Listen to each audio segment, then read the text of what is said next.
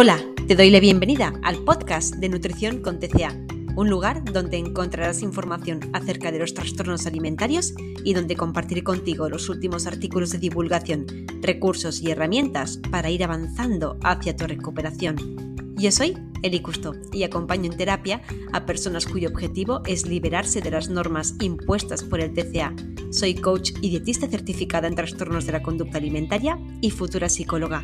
Pero lo más importante es que yo también soy superviviente de un TCA.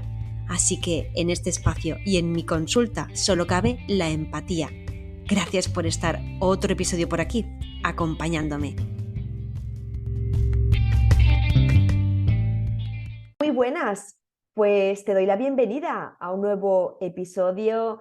Y hoy traigo una de esas entrevistas que os gustan tanto, donde vamos a abordar una anomalía que suele darse mucho en contextos generales, pero también específicos de los trastornos alimentarios, que es el síndrome de ovario poliquístico. Y para abordar este tema, ¿quién mejor que hacerlo de la mano de Chusa Sanz? Chusa, bienvenida a mi podcast. Hola Eli, pues nada, el placer es mío y muchas gracias a ti por este espacio que vamos a generar y hablar de este tema, que bueno, obviamente para mí es muy importante porque además es uno de mis temas preferidos, por decirlo así, y nada, que gracias a ti. Chusa Sanz es enfermera, es nutricionista y está especializada en el ciclo menstrual y en la salud hormonal femenina. Por redes sociales la podéis encontrar como @soychusasanz en Instagram. Pero Chusa, por favor, preséntate tú misma porque tu currículum es muy rico, es muy extenso. Coméntanos también, por favor, dónde podemos encontrarte. Pues bueno, yo creo que tú más o menos ya lo has dicho, ¿no? Soy enfermera sobre todo, luego tuve la necesidad de sacarme la carrera de nutrición porque evidentemente al hacer un abordaje de temas de los que trato, ¿no? Como es el ciclo, amenorrea, síndrome de ovario poliquístico, la nutrición, ¿no? Lo que es la alimentación es un pilar súper importante y pensé, bueno, pues voy a compaginar mi parte educativa, ¿no? Mi labor más educativa con la parte nutricional. Y de aquí que siga estudiando, vamos, ahora de hecho me he enredado a hacer el doctorado, o sea que esto va a ser una carrera sin fin en todos los aspectos. Y bueno, pues lo que decías, ¿no? Yo soy especialista en esta parte de la salud de la mujer, ¿no? Hormonal, sobre todo desde la mirada extrarreproductiva. Muchas veces cuando hablamos de ciclo, siempre es como, ciclo menstrual, embarazo. Pues mira, yo no tengo ni idea ni de embarazo, ni de lactancia, ni de nada de este tema. O sea que lo abordo un poco más desde la parte, pues bueno, de que el ciclo menstrual es un signo vital y que tenemos que tener un buen ciclo menstrual porque eso implica que tenemos un buen equilibrio hormonal. Por tanto, pues es un poco a lo que yo me dedico, ¿no? Divulgar sobre cómo debería ser un ciclo saludable, qué aspectos tenemos que tener en cuenta y sacarlo desde la mirada reproductiva, porque es que no únicamente es importante tener salud hormonal para quedarse embarazada. Entonces nos quedaríamos fuera muchísimas mujeres de la ecuación. Así que esa es un poco mi cruzada, vaya. Efectivamente, y doy fe de que divulgas de forma maravillosa del ciclo menstrual y sus potenciales anomalías y problemas, como por ejemplo los que has citado, ¿no? Amenorrea hipotalámica, endometriosis y de otra índole, ¿no? Hoy vamos a hablar de eso, pero también hablaremos de TCA. Y antes que nada, la primera pregunta que me gustaría plantearte es la que formulo a todas las personas que entrevisto para mi podcast, y esta no es otra que, Chusa, cuéntanos para ti. No, más allá de definiciones ortodoxas, ¿qué es para ti un trastorno alimentario? Vale, pues bueno, para mí la verdad es que un TCA diría que es más el reflejo de una serie de problemas que tienen como detonante esa relación con la comida, ¿no? Pero realmente yo creo que están respaldadas por creencias, mitos, ¿no? Incluso roles de género. Diría que es como parte, o sea, un gran problema dentro del gran problema que es el problema de la salud, ¿no? Yo diría que es como una parte muy pequeñita de un problema que va mucho más allá. Y además sé que a vosotras os gusta mucho utilizar el iceberg, ¿no? Es como la parte que se ve, pero lo que no se ve, que es lo que está sustentando todo ese trastorno, yo diría que es eso, ¿no? Que es como un reflejo de muchas otras cosas que si rascas te encuentras ahí auténticas perlas. Efectivamente, a mí siempre me gusta mucho preguntar qué supone para vosotras, para vosotros un trastorno alimentario, porque me agrada ver para cada persona, ¿no? Cómo contempla, más allá de que pueda indicar el manual de SM, ¿no? Efectivamente, también me gusta mucho utilizar la metáfora del iceberg para ver, pues, que en la parte más visible encontramos esas conductas disfuncionales, desordenadas, no solamente con la comida, sino también con el movimiento y con la propia percepción de imagen. Y luego ya en esa base, ¿no? En Ujú. la mala asertividad, el exceso de rigidez, hipercontrol, autoexigencia, autoestima, trauma y todo lo que también viene del entorno social, ¿no? El patriarcado, el paradigma de cuerpo normativo y una serie de circunstancias de factores biológicos, individuales y sociales que hacen que se sustenten, ¿no? Esas conductas desordenadas. Totalmente. Bueno, tú lo has explicado muchísimo mejor, pero vaya, es que lo veo clarísimo como al final, pues bueno, la salud es muy compleja, ¿no? Y quedarnos solamente, pues esta persona tiene, yo qué sé, trastorno por atracón, ¿no? Es como, bueno, ya, pero ¿qué le ha llevado ahí? ¿Qué le aguanta? ¿Qué le empuja a seguir haciendo eso? Ahí es donde hay que poner tantísimos focos y por eso es todo tan complejo, ¿no? A nivel de salud no podemos ser tan reduccionistas. Hmm.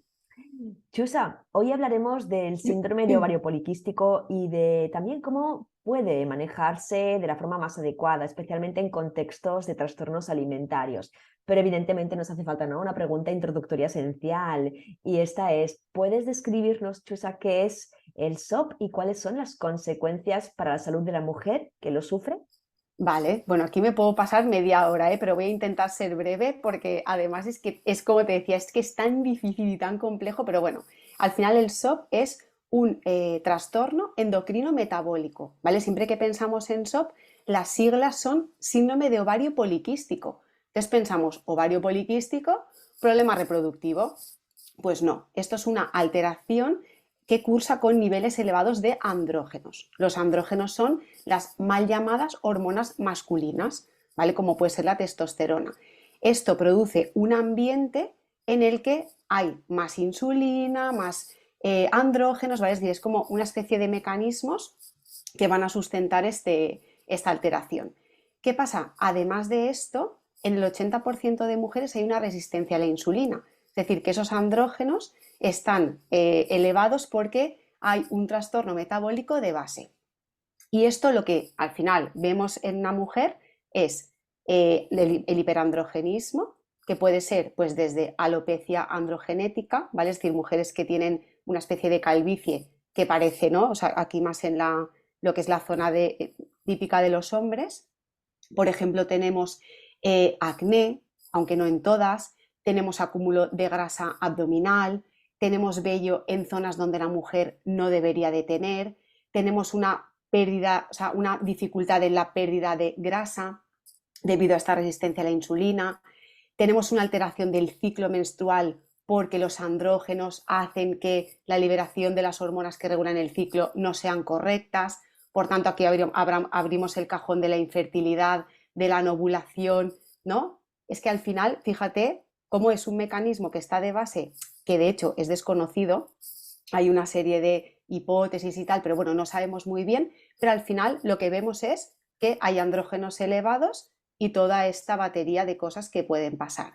Luego además alteraciones del sueño, mayores niveles de ansiedad, de depresión, ¿qué es antes el huevo o la gallina? No sabemos, pero al final el SOP es una alteración endocrino-metabólica que tiene implicación en la salud reproductiva, pero no es un problema reproductivo. Por eso yo soy tan pesada con este tema, porque vas al médico, ¿usted quiere quedarse embarazada? No, pues entonces cuando quiera quedarse embarazada ya veremos esto. No, porque aquí hay un deterioro metabólico.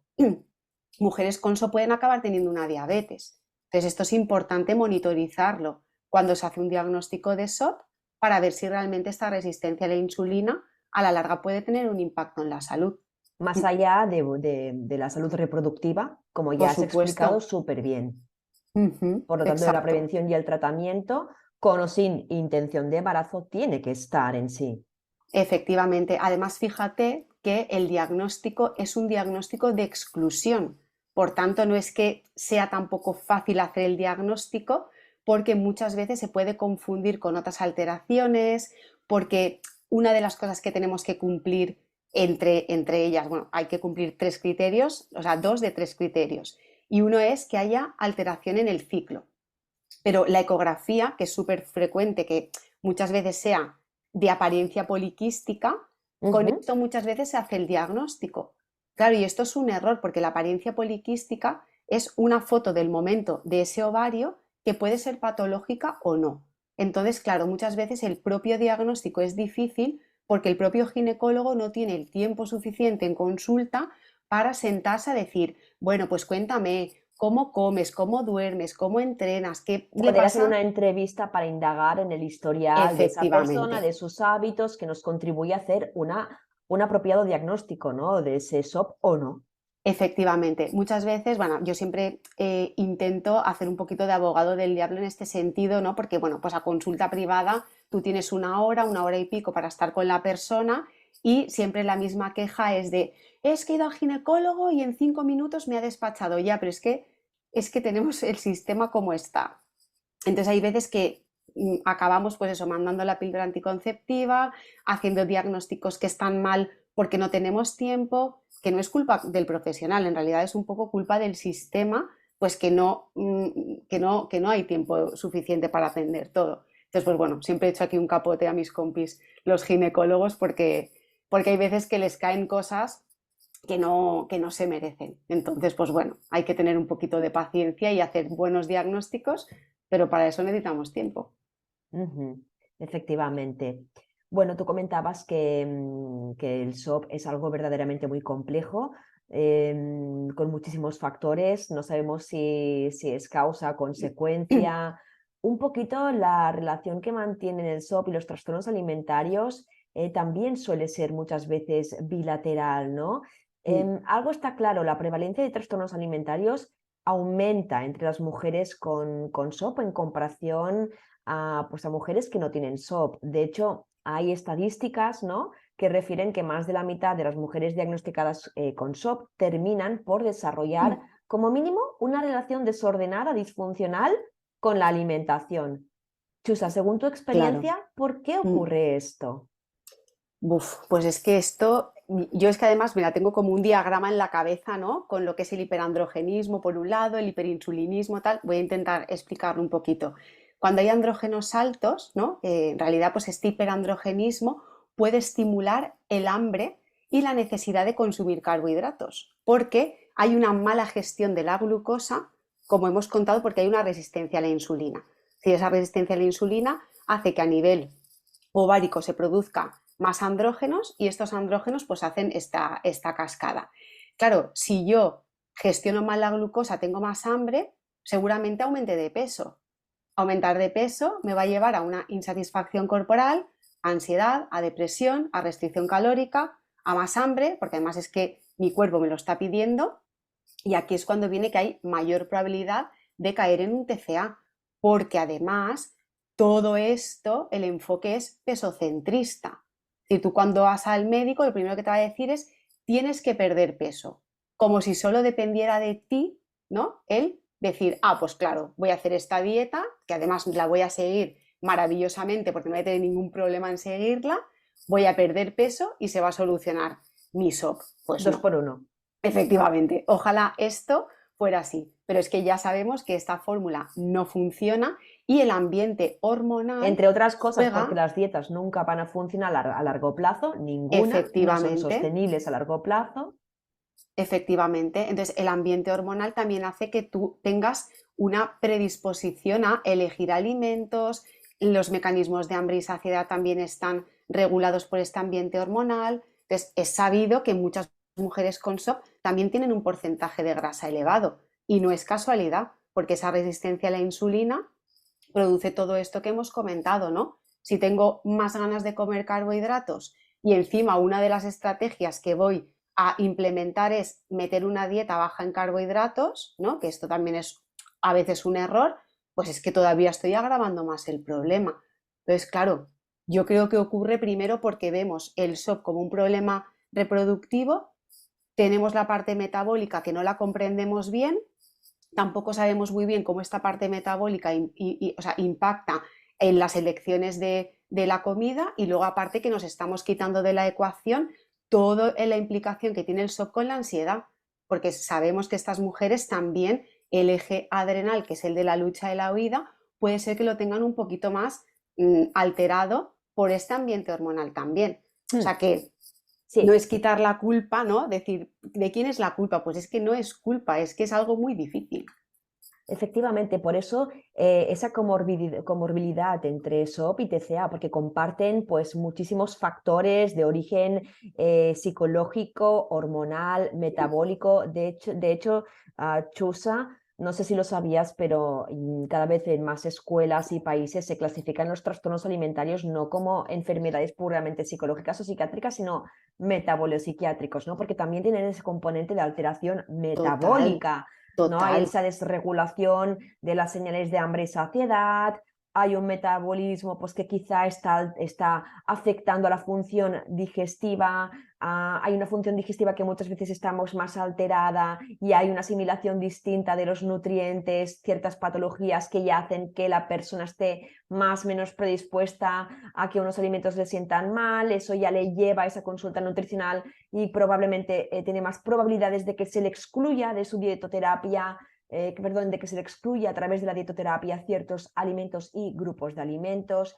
Y pacientes con SOP, pues bueno, como tú muy bien apuntabas, debido a que muchas veces ya es el propio profesional el que pauta dietas bajas en carbohidratos, dietas restrictivas en dulces, etcétera, pues eso ya, claro, le estamos induciendo a esa paciente a que haga dieta, Claro. y hacer dieta es un factor de riesgo para desarrollar un trastorno alimentario. Y a su vez, como también apuntabas, por otro lado, esa persona, esa mujer que también puede tener mayor predisposición a tener pesos altos, eso quizás por la cultura de belleza y por el pesocentrismo en consulta, entre otros factores, pues seguramente incrementaremos esa mala imagen corporal, y eso también es otro factor de riesgo para desarrollar un trastorno alimentario. Así que como las personas que nos están escuchando esta entrevista están ya intuyendo, tienen una relación ambos trastornos muy compleja en sí misma y entre ellos, ¿no? Totalmente. Es que es lo que decíamos al principio, ¿no? Al final tenemos que dividir, ¿no?, los mecanismos para poderlos estudiar, pero si tú luego no los pones en conjunto, te estás perdiendo muchas aristas del mismo problema. Es una realidad que el tejido adiposo genera ciertas señalizaciones a nivel de ciclo, ¿no? Es decir, que sí que el tejido adiposo va a tener un impacto en la salud porque pues bueno, señaliza, ¿no?, a nivel de hipotálamo, puede regular todo lo que es la cadena, ¿no?, de producción de hormonas que regulan el ciclo menstrual, además produce sustancias inflamatorias, etc. Ya, pero es que si yo o sea, la intervención que voy a hacer todavía voy a empeorar más ese cuadro, pues no la hagas. Porque es que pensamos, ah, no, pues tejido adiposo alto, pues hay que bajarlo. Claro, pero es que el problema está en cómo reducimos ese tejido adiposo. Si únicamente decimos tienes que comer menos, el cuerpo también tiene adaptaciones para que tú, cuando comas menos, tampoco pierdas energía. Es decir, que no es tan sencillo, ¿no? Muévete más y come menos. Pues es que esta fórmula ya sabemos que no funciona. O sea, es que llevamos años con esta historia y no funciona. Entonces, bueno, pues habrá que buscar otras cosas. Yo soy muy fan de la psicología. Yo creo que la parte psicológica es un acompañamiento fundamental. Por desgracia, pues lo mismo. El sistema. Psicología, efectivamente, volvemos al sistema donde la prevención pues no es una opción, ¿no? Es como que tenemos un sistema muy eficaz cuando el tema ya es grave, ¿no? Nadie se muere por una apendicitis urgente o por una intervención urgente, pero luego las comorbilidades relacionadas del estilo de vida, la prevención, ¿no?, que aquí, pues por supuesto, en enfermería tenemos una labor súper importante, pues esto no se atiende igual. Entonces, claro, algo que tú puedes identificar de manera bastante rápida, como puede ser un SOP en edades tempranas, tú sabes que aquí hay una implicación metabólica. Si a esta persona ya le pones en la ecuación una persona que la acompañe, un psicólogo, ¿no?, una buena alimentación, una buena educación alimentaria, acompañamiento en estas herramientas, ¿no?, para gestionar todo esto, pues seguramente a la larga no haya un problema. pero cuando te das cuenta es cuando ya llevas con el problema 20 años y ya no sabes ni por dónde cogerlo. Hmm.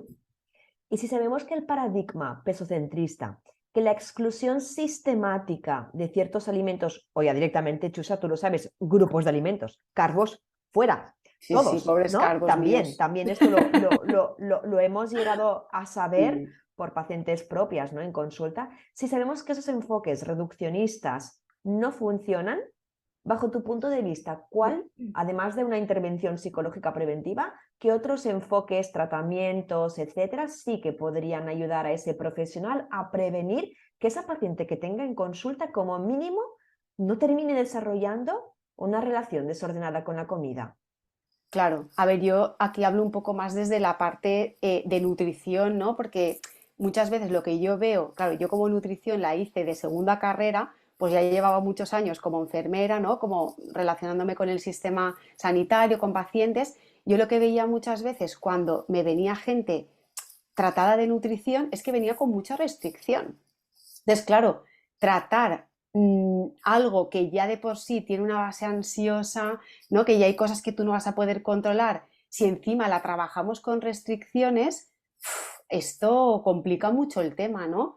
Vamos a quitar carbos, vamos a quitar lácteos, vamos a quitar gluten, vamos a hacer ayunos. Es como todo el rato restricción, ¿no? Pues, ostras, vamos a darle la vuelta a esto y vamos a ver qué grupos de alimentos te gustan, vamos a intentar gestionar las cantidades, ¿no? Para que esa ingesta que a ti te gusta, por ejemplo, el pan, la patata, no tenga un impacto, ¿no? A nivel glucémico muy alto, pero la puedas disfrutar, ¿no? Es como que la sensación es siempre, ay, es que esto no puedo.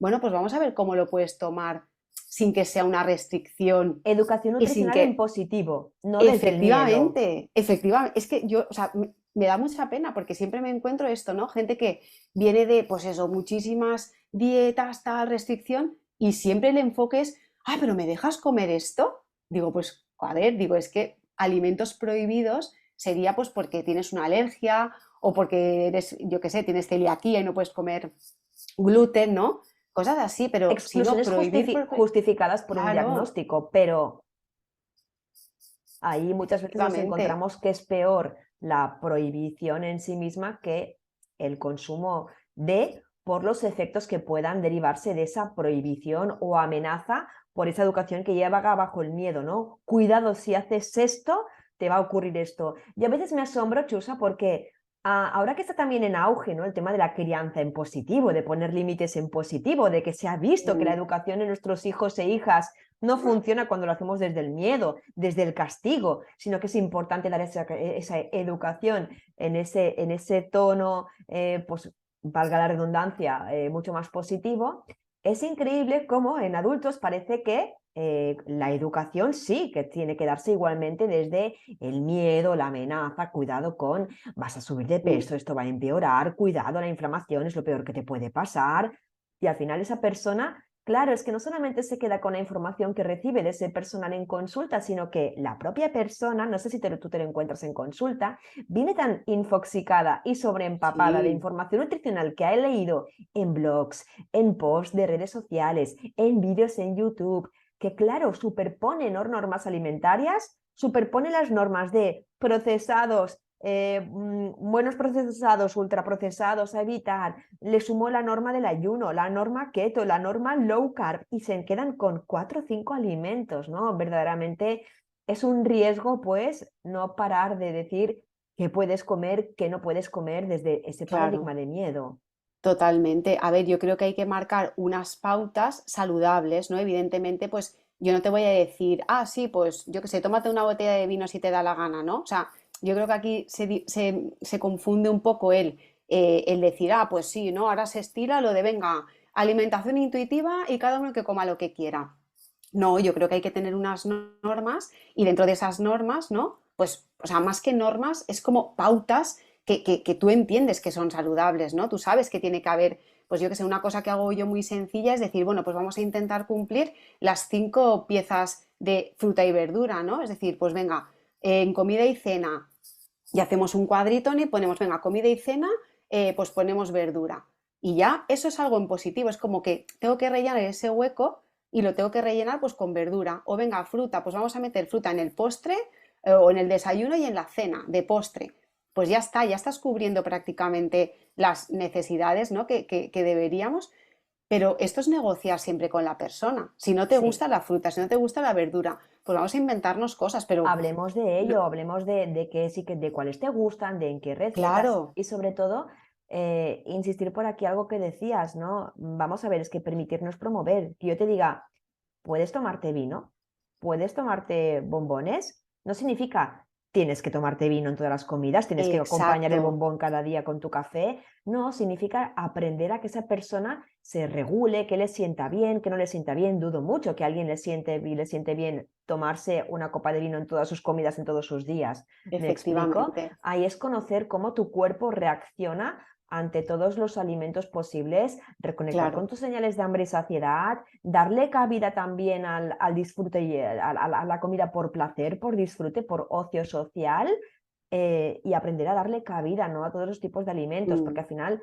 la mayoría de las mujeres diagnosticadas con SOP, no diré todas, pero sí diré un porcentaje muy elevado, ya tiene educación nutricional de qué es saludable, qué no es saludable. La mayoría de la población sabe cuáles alimentos son más o menos saludables siguiendo el argot adjetivo popular, ¿no?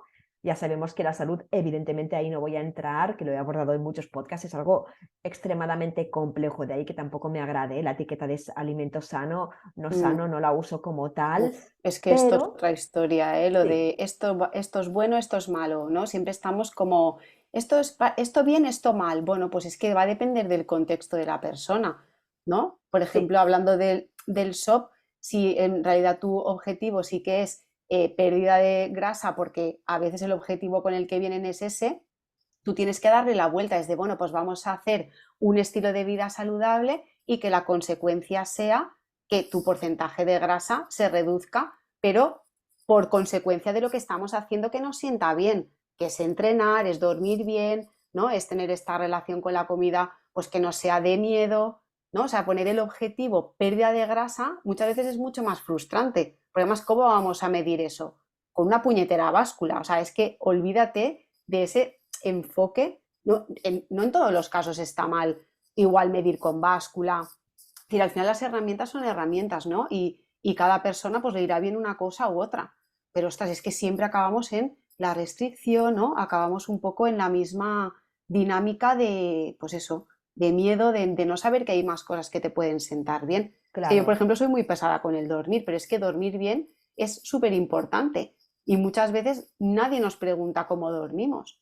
Y es que un buen descanso nocturno es un momento súper activo de reparación. O sea, que son cosas que dices, ostras, es que siempre estamos como con la alimentación y el ejercicio, ¿no? Vale, la salud mental y la higiene del sueño y las relaciones sociales y mi entorno laboral, es que la salud es súper compleja, como decíamos. Entiendo y valido la necesidad de muchas mujeres en particular, pero también de mujeres y hombres en general, de establecer como meta u objetivo el perder grasa corporal, aumentar masa muscular, Mm, mejorar composición, pero, y además es que no puedo criticarlo, yo misma he tenido esos objetivos en mi vida, ¿no? En momentos claro, pasados, pero mi obligación, ¿no? A día de hoy siempre es darle la vuelta a la tortilla y decir, no, este no puede ser un buen objetivo, lo siento, pero es que en ningún caso nuestro claro, objetivo tiene que ser cuidar nuestra salud. Chusa, tú has citado un montón de factores, la higiene del sueño, las relaciones sociales, el estrés laboral, la gestión en general, sí, y regulación de cualquier tipo de emociones, los hábitos alimentarios, la actividad física. Si de ahí, si de tocar todas esas teclas tu cuerpo cambia para arriba o para abajo, tendremos que trabajar a nivel psicológico en esa aceptación corporal, pero no podemos ir a buscar, ¿no? Ese objetivo. Así que sí, efectivamente. cuesta mucho darle la vuelta a la tortilla, pero por Cuesta ahí mucho, pero está bueno, el yo creo que camino. cada vez el enfoque va cambiando, ¿eh? Yo ahora ya me resulta muy difícil encontrarme pues al típico nutricionista, ¿no? Que te dice, pues tienes que comer galletas María y leche, o sea, esto ya no nos lo encontramos, ¿no? Es decir, que poco a poco también es verdad que a veces es como que dependiendo del mensaje, como que se romantiza, ¿no? El aceptarse corporalmente, tal. Bueno, también tenemos que entender que hay un riesgo de salud cuando hay un porcentaje de grasa muy elevado y ahí tendríamos que hacer cosas. Pero no quiere decir que no tengas que aceptarte o quererte o tal. O sea, mientras hacemos cosas que a ti te vayan bien y que vayan a mejorar tu salud, ¿no? Es que Y esto es entender que todas difícil. esas cosas no van a venir única y exclusivamente mediadas por la alimentación. Obviamente, No van a claro. venir única y exclusivamente mediadas incluso por la conducta individual y estilo de vida que por supuesto determina la salud, pero no toda la salud, porque no toda la salud es absolutamente modificable, ¿no? Efectivamente. Solamente por vivir en un país desarrollado con acceso a sanidad pública y de calidad, si encima puedes costearte tratamientos complementarios y privados, tanto que mejor, se están Claro. incrementando tus Los probabilidades de gozar de buena privilegios salud. mejoran la salud, efectivamente. Aquí hay unos privilegios que no todo el mundo tiene, ¿no? Por eso muchas veces cuando, pues bueno, yo veo cuentas que dicen, no, pues tienes que levantarte, entrenar en ayunas, irte al spa, irte no sé qué, yo pienso, joder, pues es que mira, ¿qué quieres que te diga? Yo no puedo costearme todo eso que me estás diciendo que haga para estar bien. Puedo darme un paseo por los campos de naranjos, que los tengo aquí al lado de mi casa, ¿sabes? Leerme un libro de la biblioteca y irme a comer con mi madre, ¿no? Para reírme un rato. Es que las Yo herramientas... como tú, Chusa, y quítale el libro y súmale 2 hijos porque es que no me da la vida para más. Pues yo 3 gatos, pero bueno, tampoco... no son comparables, pero Pero sí, claro, es que las el, fórmulas mágicas no son tan mágicas, la verdad. no, no. De hecho, justamente, ¿no? En lo que hacías referencia antes de que afortunadamente ciertos enfoques están cambiando, yo sí que apuesto bastante, y es una opinión evidentemente personal, Mm, pero sí que apuesto bastante por el paradigma Hayes, ¿no? De Health at mm, Every Size, que no significa que hay salud en obvio, todas las tallas, significa que puede exacto. haber salud en todas las tallas, y que la Ujú. salud no depende del tamaño y peso corporal de una persona, y que conviene revisar todos estos factores que Chusa y yo acabamos de citar. Efectivamente, sí, sí. Además, mira, yo te voy a poner mi ejemplo porque es algo que, bueno, pues que yo lo he vivido, ¿no? Yo pasé de tener obesidad, ¿no? De tener un porcentaje de grasa muy elevado a un peso normativo, ¿vale? Vamos a hablar como peso centrista. Y hubo una época en mi vida en la que yo era más feliz teniendo más peso y la gente no lo podía comprender, ¿no? Es decir, decía, ¿cómo puede ser que tú ahora que estás delgada, que te compras un pantalón en cualquier tienda de ropa? Pensaba, pues porque mi salud emocional ahora está peor que cuando yo aceptaba, pues que era una niña gordita, que, oye, pues yo vivía feliz. Es que, y me costó mucho entender eso, ¿eh? Y decir, es que no significa, o sea, mi salud no solamente es los kilos que yo peso, sino que realmente, emocionalmente, yo ahora me notaba como una presión de, es que ahora la gente me está validando por mi cuerpo, ¿no? Ahora yo tengo que mantenerme aquí porque, claro, aquí es donde yo se supone que tendría que estar, ¿no? Y cuando la chusa que pesaba más era totalmente igual de válida y de hecho era más feliz. O sea, esto es una cosa que la verdad es que no suelo contar mucho, pero mira, lo he contado porque venía al caso y esto me hace pensar mucho en consulta, ¿no? Cuando eres carne de tanta dieta, cuando todo gira en torno a tu peso, piensas, bueno, ¿y la parte emocional, la salud mental, dónde ¿Dónde queda, no? Una queda? niña de 10 años que siempre estaba en dieta restrictiva. Es que luego, fíjate, fue quitarme estas gilipolleces, a irme a hacer deporte que me gustaba, ayuda psicológica para quitarme todo ese montón de cosas que me habían metido en la cabeza y yo ahora en ese sentido no tengo ningún problema. Y piensas, wow, ¿no? ¿Cómo puede ser? Pues mira, porque la parte emocional es muy importante. Y no se ve. Eso en un No se cuerpo ve, no se claro, ve. no se Mira, ve. ya que has Mm, compartido tu ejemplo, yo vuelvo a citar el mío, que alguna vez he dado una pincelada. Yo misma, con un cuerpo absolutamente normativo, ¿no? Y con un refuerzo positivo importante al detrás, jo, qué bien, qué cuerpo, etcétera, tenía una salud mental y por lo tanto una salud pobres. fíjate, Estaba con amenorrea hipotalámica, pero mi ginecóloga en su día me dijo, no, no estás tan delgada como para que esto sea un esta TCA o frase es para terrorífica. terrorífica, ¿no? A pesar de tener ese cuerpo normativo. Entonces, esa información de salud no se ve reflejada en un cuerpo, ni porque esté en un cuerpo muy extremadamente delgado también fuera de lo normativo, ni porque esté, sí, en el centro, en esa normatividad, ni porque esté en el otro extremo. Así que no sabemos nada de la salud de esas personas a juzgar por sus apariencias físicas. Tendremos que, como tú muy bien antes rescatabas, entrevistarlas, hablar con ellas, valorar sus hábitos, valorar cómo están sus emociones y todas las áreas de su vida que están tremendamente interconectadas, y quizá a partir de ahí pues tenemos más herramientas para hacer un adecuado diagnóstico y de ahí hacer un apropiado tratamiento. Efectivamente, ¿no? Y siempre pensar ay, cuando esté delgada seré feliz. Y es que esto es una gran mentira. O sea, si es que tú tienes que ser feliz hoy, ahora, como estés, e intentar estar lo más saludable posible haciendo lo que esté en tu mano y lo que te guste. Es que al final, claro, cuando transitas por tantas historias, ya sean propias o de pacientes, ¿no? Y de personas que, pues bueno, que te cruzas de alguna manera a nivel profesional, te das cuenta de cómo cada vez es más difícil el autonombrarte experto en algo, ¿no? Porque dices, es que, ¿cómo voy a ser experto si es que cada día estoy aprendiendo? O sea, me doy cuenta de lo poco que sé, cuanto más sé. Es que esto es así. Me ocurre igual. Yo, un paper de más que leo, ¿vale? Un metaanálisis que entra otra vez en mi casa, digo, oh my God, ya está, a la vuelta a la tortilla. No. De esto que yo ya pensaba que dominaba y sabía, ¿no? Sí, sí, y vas abriendo puertas y por suerte, pues bueno, la ciencia va como abriendo puertas, ¿no? Va ahí encajando piezas y yo pienso, jolín, digo, esto que ya se supone que era algo que ya era así, ahora sale otro paper diciendo que es lo contrario, ya te toca otra vez. Bueno, es que eso dice mucho de ti, ¿no, Chusa? Esa voluntad por reciclarte constantemente como profesional. Morir estudiando, lo sé. Eso creo, ¿no? Que dice mucho de esa persona. Por eso antes cuando hablábamos de el sistema, también pues yo creo que no podemos olvidar que también es verdad que depende del propio profesional y sus ganas y amor por esa profesión y las ganas, ¿no? de reciclarse más o menos. Efectivamente. Yo también pienso, cuando yo he estado en el sistema público y ahora yo tengo mi consulta privada y yo ahora tengo el privilegio de poder ordenar mis horas para tener mis horas de estudiar, mis horas. Claro, yo cuando trabajaba en la UCI 12 horas seguidas, yo llegaba a mi casa que no sabía ni cómo me llamaba. Entonces, claro, ahí también se complica el tema de, buah, ahora ponte a estudiar. Porque claro, ostras, es que es difícil, ¿eh? Es decir, mucho, que la presión asistencial que tienen pues eso, ¿no? Los profesionales que están en el sistema, más con todo el COVID y tal.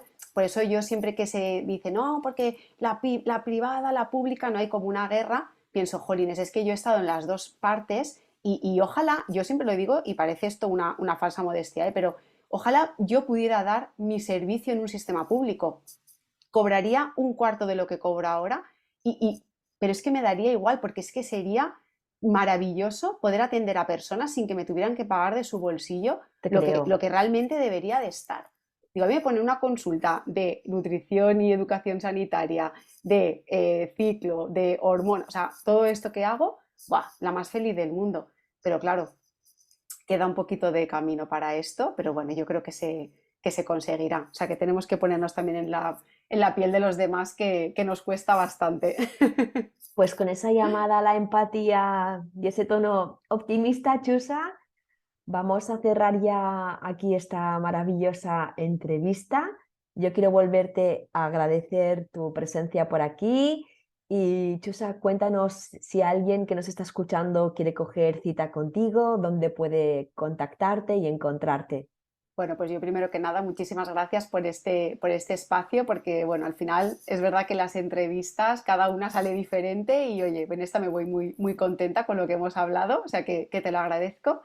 Y nada, si alguien quiere saber de mí, pues tengo mi web que es chusasanz.com y luego sobre todo en Instagram, que es donde más divulgo, ¿no? Y hago, pues bueno, intento publicar cada 2 días, ¿no?, cositas de interés pues bueno, para ayudar, y ya los casos personales, pues obviamente en consulta, en esos 2 sitios mayormente.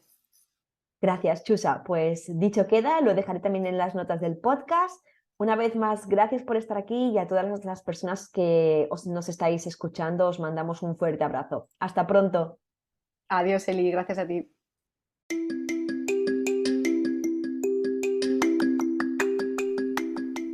Te doy las gracias por escuchar este podcast y por poner el foco de atención en tu propio bienestar. Desde mi cuenta en Instagram, @nutricioncontca, divulgo acerca de los trastornos alimentarios, el autocuidado y la aceptación corporal. También podrás encontrarme en la web www.recoverytobe.com, donde junto a Miriam Sánchez encontrarás información de nuestras consultas y de nuestros cursos. Por ahora, nada más. Te animo a que compartas este podcast con aquellas personas que creas que les puedes ayudar y, por favor, no te conformes con este estilo de vida, porque esto sencillamente no es vida. Te mando un fuerte abrazo y nos vemos en el siguiente podcast.